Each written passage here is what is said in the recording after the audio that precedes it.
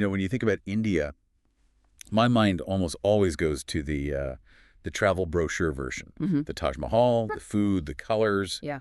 just this incredible sensory overload. Which is exactly how our source today kicks things off. He calls it a land of natural beauties. It's almost disarming. It is. But then he just pulls the rug out from under you. Yeah. We're not here for a travelogue.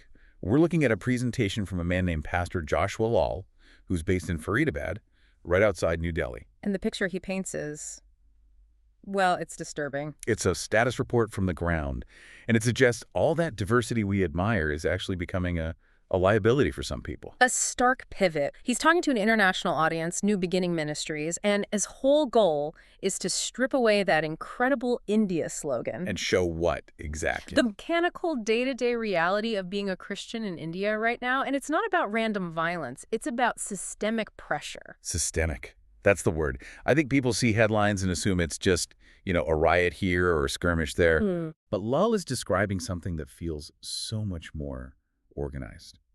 So the mission for this deep dive really is to understand how you squeeze a community almost out of existence without necessarily firing a shot. It's a war of attrition, and to get it, you have to start with the big picture shift he describes, a fundamental change in national identity. The Hindu nation narrative. Exactly. He mentions these specific groups, calls them anti-Christian elements, and their stated goal is to redefine India. From a secular democracy into an exclusively Hindu nation. Which is a huge shift for a country that's, historically the birthplace of so many religions. Right. You have Hinduism, obviously, but also Buddhism, Sikhism. And that brings up this fascinating paradox he points out. Think about how Indian culture is consumed globally. You mean like yoga, meditation? Exactly that. Pastor Law makes this point that the West, Europe, they're embracing Indian spirituality. Yoga studios are on every corner in London and New York. The spiritual exports are just booming. That is so ironic. So globally, the message is we're open, we're spiritual, universal. But locally, inside the borders, Let's close the ranks. that's the tension. We will export our culture to you, but we won't tolerate your culture here. Yeah. And Lal isn't talking about this as some, abstract political debate. He's saying this ideology has consequences that land on his doorstep every single week. Let's get into those consequences. Because when he started talking about the day-to-day life, that's when the stress of it all really hit me. He says pastors are being thrown into prison every Sunday. It's become a grim routine. And he didn't just mean that in general. He told a story about a friend of his. That very day. That very day, the day he was recording this presentation. Can we just walk through that? Yeah. Because it sounds terrifyingly mundane. It is. You finish your church service, you've been praying, singing, and then what? Well, in the case he describes, the service ends and there's a group waiting. They take the pastor straight to the police station. Now, in this case, he said they managed to get him released after, several attempts. No formal case file, thankfully. But just think about the psychological toll. It turns every Sunday into a gamble. Exactly. You don't know if you're going home for lunch or to a holding cell. And that uncertainty, that is the weapon. Because if you know gathering leads to harassment, you eventually stop gathering. And it doesn't stop at the church doors. The pressure follows them home. Oh, yeah. The housing situation. This is the part where I just thought, this isn't just about religion anymore. This is about basic survival. Lal says it explicitly. Landlords are stopping rental agreements. So, okay, put yourself in the shoes of a landlord in Faridabad. You might not even have a strong political view. Right. But if you know that renting to a Christian family might bring police to your property. You just don't do it. It's too much hassle. It's a soft boycott. Which means the home groups, the prayer meetings, they get shut down. People are afraid to open their living rooms because they might lose the roof over their head. It pushes them to the absolute margins of society. You can't rent. You can't gather. You become invisible.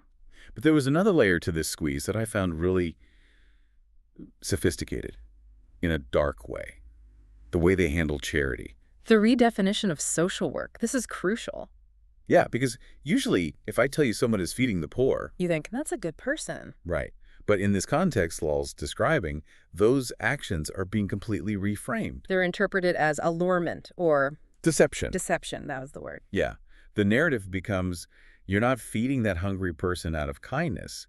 You're feeding them to trick them into converting. That is.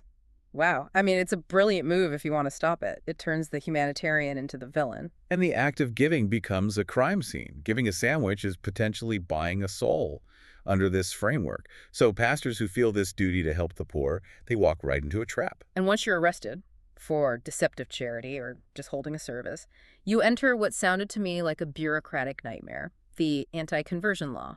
This is the section where we need to really slow down and look at the mechanics, because this is where the system is just designed to break you. Okay, walk me through it. I'm a pastor. I get picked up on a Sunday. Usually in most democracies, I see a judge, post bail, go home and prepare my trial. Not here. Pastor Lal is very, very specific about this. Under this anti-conversion law, once a case is filed, the lower court cannot grant bail. Wait. Legally can't? It's not that they choose not to. That's what the source states. The local magistrate's hands are tied. They don't have the jurisdiction to release you. So you're just stuck. You're stuck. Yeah. To get bail, you have to appeal to the high court. Which implies a process. That's not a quick thing. No. It involves new petitions, higher-level lawyers waiting for a slot on the docket, and Lal gives a timeline. He says it takes a minimum of 3 to 6 months. 3 to 6 months. So Let's play that out.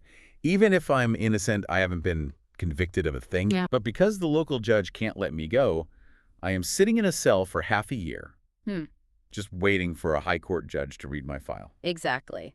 And during those 6 months, who's feeding your family? Who's paying the rent? If you even have a place left to rent, who's leading your church? The punishment happens before the trial. That's the phrase. The process is the punishment. By the time you finally get out on bail, your life has been dismantled. And Pastor Lal mentions many pastors and their wives are stuck in jail right now, in that exact limbo. It's terrifying because it sounds so administrative.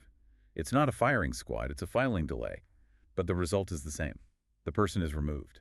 And while the current leadership is being removed through the legal system, there's a whole parallel strategy for the future. He talks a lot about the education system. Yeah, the battle for the next generation. He mentioned a new mandate for schools. Starting this coming year, he says, there's a mandate for compulsory Hindu religious studies. In every school. He specifically calls it a Hindu religion studies book. In every school. So even if it's a private or a secular or a Christian school, they're forced to teach this curriculum. That's the implication. Schools are being forced to teach this syllabus. There's no opt-out. It's about standardizing the mindset of the next generation. But it wasn't just the schools. This is the part that really surprised me. He said these opposing groups are actually, well, they're copycats. Counter-evangelism. It's fascinating. Lal says these groups have studied the church's methods. His quote is, they have adopted everything what we used to do. That is so cynical, but so strategic. They looked at Sunday school and said, we'll take that. Precisely. They're doing children training, youth outreach.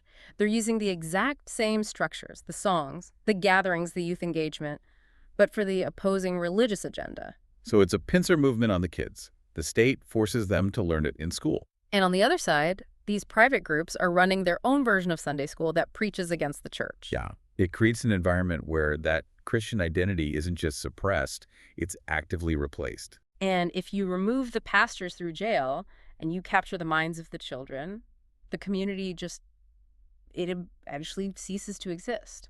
And doing anything to stop it, organizing or planning, seems impossible because of the surveillance.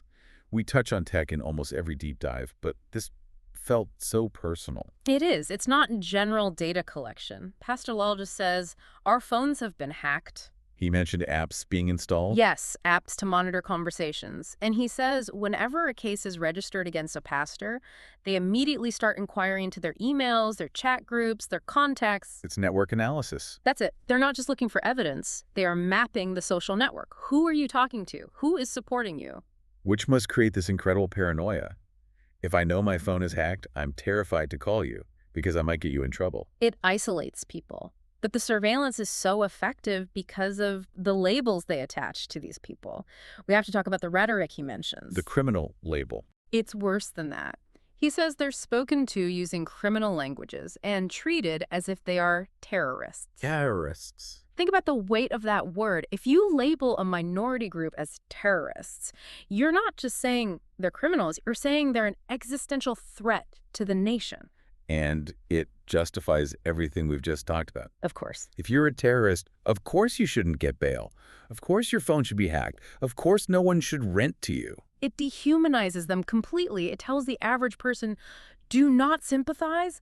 These people are dangerous. It's such a heavy, suffocating picture. You've got the legal trap, the social boycott, the surveillance. I honestly expected him to end with a plea for, I don't know, evacuation or anger. But he doesn't, and this is probably the most surprising part of the whole document. The invitation. Yes, Pastor Lal invites people to come to India. But with a huge caveat. He says, don't come to preach. He knows that's suicide. Public preaching would trigger the conversion laws instantly, but he says, come to our house. Our house is open for you. Think about that. His phone is hacked. His rental situation is precarious. His friends are being arrested. And he's saying, our door is open. It's an act of defiance, isn't it? Hospitality is an act of resistance. It is. He's asking for presence. He wants people to come and just encourage the believers in private to sit in those living rooms, the ones landlords are now afraid to rent out. It really changes how you think about resilience. It's not fighting in the streets. It's keeping the door open when everything is trying to force it shut. It suggests the survival strategy isn't about legal victory. That seems impossible. It's about relational survival, just holding on to each other. So as we wrap this up, I'm left thinking about the definition of things we just take for granted. We've talked about all these heavy mechanics, bail bonds, school curriculums. The machinery of persecution. Exactly. But I want to leave you, the listener, with a thought about freedom. We think of it as these big, abstract rights. But Lal shows us it's much more granular than that. Yeah.